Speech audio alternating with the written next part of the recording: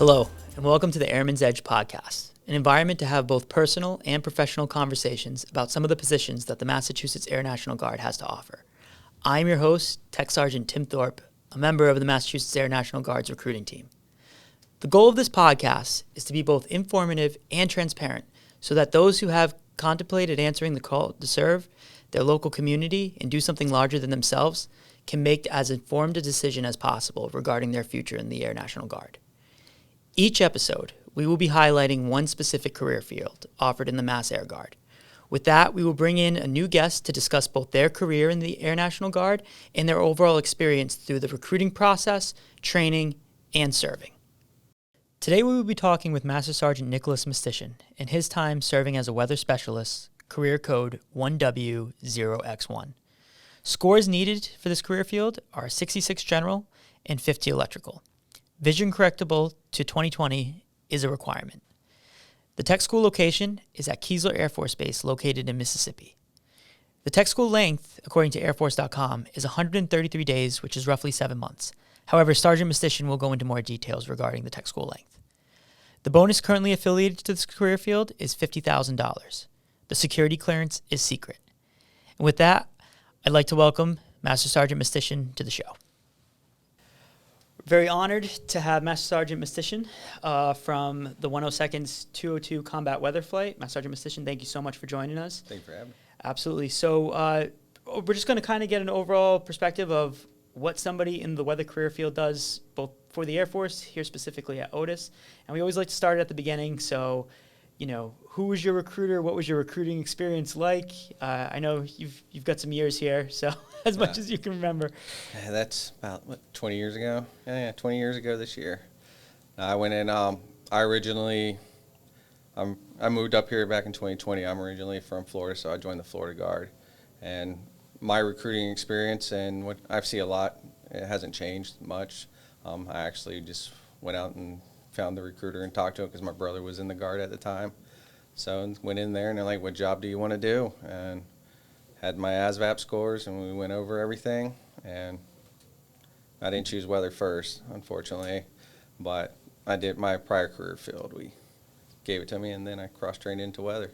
Very nice. Did you cross-train into weather with the Florida Guard, or was it when you came to Massachusetts that you cross-trained? When I was with the Florida Guard. Very nice. Okay. And I guess what kind of led you in the direction of coming up to Massachusetts? AGR job. There you go. That'll do it. Yeah. And just for those who don't know, when you come in the Guard, traditionally it's the 1 weekend a month. That's essentially what we're selling, and then AGR is. Active Guard Reserve full-time status. So I was traditional always up until I got the AGR, Active Guard Reserve job up here. All right, put you on the spot. Florida Guard, Mass Guard. Where we like it more? Both states claim nations first, so I don't know. Fair enough. All right, we gave you the AGR job. It's all right, you know. So. But if you could give a piece of advice to someone, you know, kind of coming in fresh, you know, civilian to potentially a career in the Mass Air Guard, like what's that kind of golden standard of advice that you think you could give them? Come in open-minded. Don't have you have what you want to do, but don't have stuck to it so much 100%. Be open to other positions that are there. You never know what you might like or what comes open. You might like this, but you're a better fit with this position or this job over here.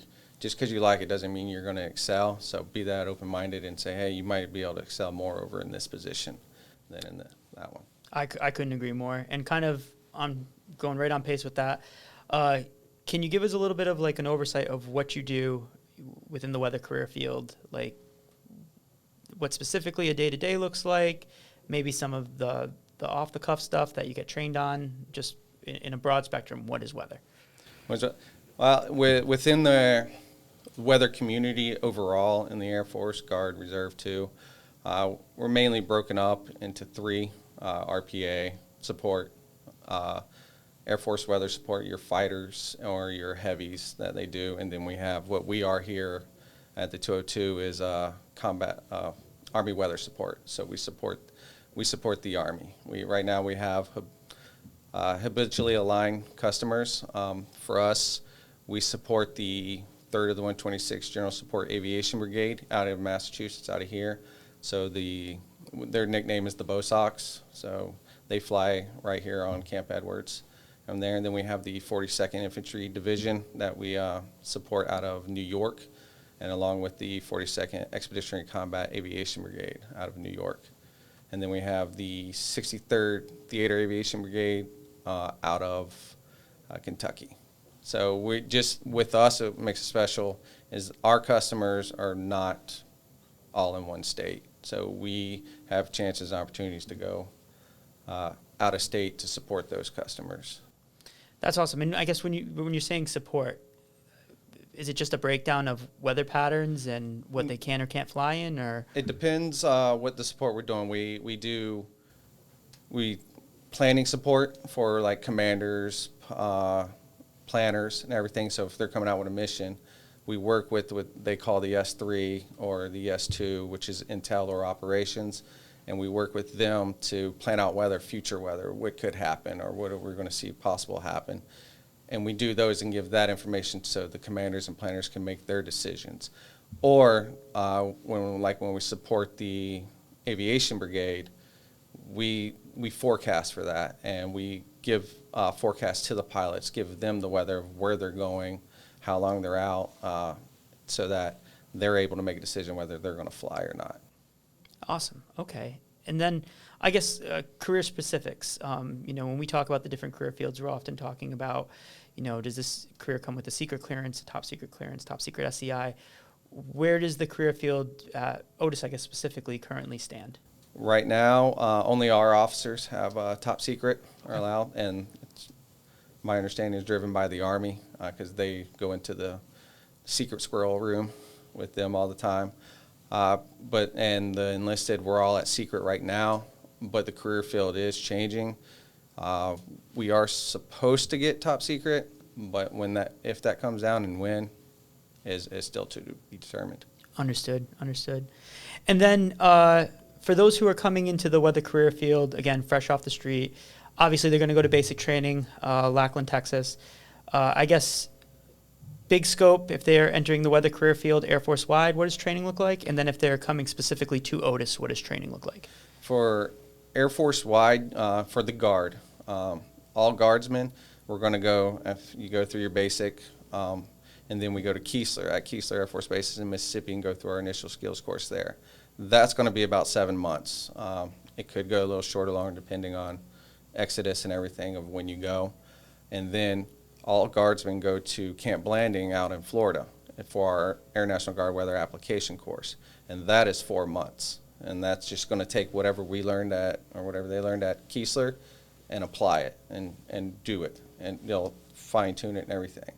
After that, that's when it changes from what Air Support does and what Army Support does. Here at Otis, for our Army Support and our other Army sister units, there's 24 of us total for Army Weather Support units.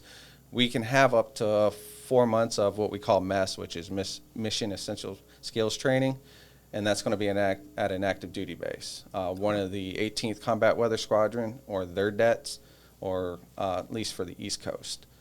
For the West Coast, it's usually, I believe it's the 3rd Combat Weather Squadron, or one of their DETs out there. For here at Otis, we're either going to go to Fort Drum or we're going to go to Fort Bragg. Those are usually our 2 spots that we go for them to do it. And then after MEST, we go to our Army Weather Support course, which we call AWISC, and that's out in Fort Huachuca, Arizona, and that's going to teach you, hey, working with the Army and everything they do, just get you immersed into it. And that's about a month. And after that, we go back to Lackland for ECAC, which is Invasion Conduct After Capture, for about a week, and that is our whole pipeline. So coming off the street and from here at Otis with the Army Weather Support, you're looking about almost 2 years, give or take, a little less. It all depends on if we get the mast and when you go through the schools. Yeah, obviously that's a lot of time. I will say, and I think having been in the career for as both of us, in just Air Guard, as long as we have, Biloxi and Florida aren't bad places to be. They're not, and that's what I tried to stress, because I know a lot of recruits I've talked to, it was a long tech school. But I'm like, hey, when's the chance you get to go to Mississippi? You're right there by New Orleans, and you're right there by the Panhandle, Pensacola, Fort Walton Beach. And you're getting paid to go to school, and you're right there at it. And then at Camp Landing, it's like, as soon as you get there, you get treated more like an adult because you're out of the pipeline or the training phase of everything, where they treat you like you're brand new. And you're right there in Northeast Florida, so you got Savannah to your north, which is about an hour and a half away, 2 hours, and then you got Disney and Orlando, like people like to go to, Tyndall, Key West. So it's like, hey, when's the opportunity where they're going to pay you to go there, and while you're there, you get to do all this stuff. And then Arizona, it's Arizona, but you got Tombstone. So if you haven't been to Tombstone, and then the Grand Canyon's not that far away, there's a lot of stuff you can see and do while you also learn to be an Army weather support forecaster. Yeah, I think that's awesome, especially like I just paid out of pocket to go down to Biloxi in July. So like, so I love it down there. I guess on that, you get the training, you come back to Otis. How much opportunity is there for full-time in the career field, specifically at Otis? At Otis, there's only one full-time position. Currently, that's mine when we do the meteorological technician. And it's not strictly just Otis. It's all 24 combat weather flights are all the same. They only funded for one full-time person. There's chances where we get opportunities to go TDY for long periods of time to hone our craft, basically. I've sent people to 23rd Special Operations Weather Squadron at Herbert Field for months on end to go down and backfill and work with them. Deployments that come up. I sent someone to Kosovo just for a couple months, the backfill, to get that done. We also have our deployments to Kosovo, and Kuwait is mainly where we go for our deployments. But we have exercises too that come up where we're able to send people to. Again, just staying on that theme, how often do deployments happen for you guys? Right as of now, with the habitual alignment, it's when our customer goes. Understand. And it depends on who it is how many people we send. Right now, I have 3 people gone deployed. The last time they deployed, all 3 of them, was back in 2020 when they volunteered to go. But the 42nd Infantry Division's customer support, so they were called up and we were tasked to support them. So it really, at that time, went on to the Army of what they go. And Army usually went every 4 to 5 years. Okay. But we are changing, just like the Air Force wide, where we went to the AFRIGEN cycle, or Air Force generation, I think it is. We're going to the same thing. Ours is just the combat weather flights are just taking a little bit longer because of our support with the Army. But we are going to go into those same types of buckets, where it's every 4 years.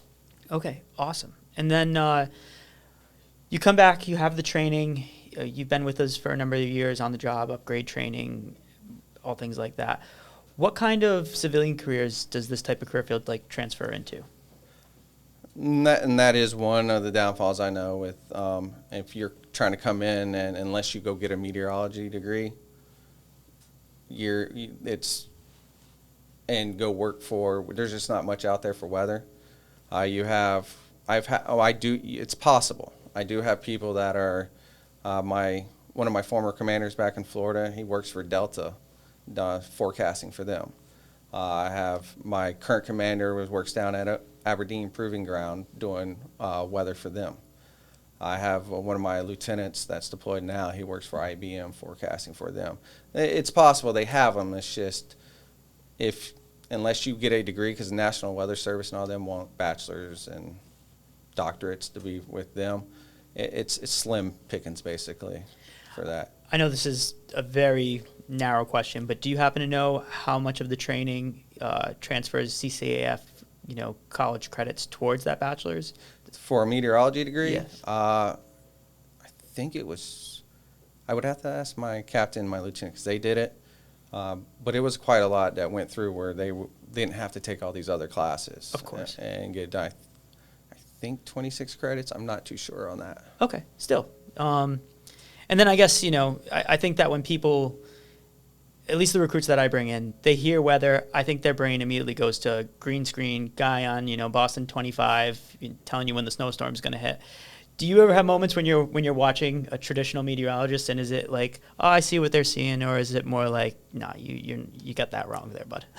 It's both. I can see it, and then I can tell them it's like, it's like you're just reading the models. You're not really forecasting, but yeah, it's a lot of times like, okay, I understand what's going on, and like my kids or wife ask me, it's easier to explain of, okay, this is what's going on, this is what should happen, or this is why he's saying this. That's fair.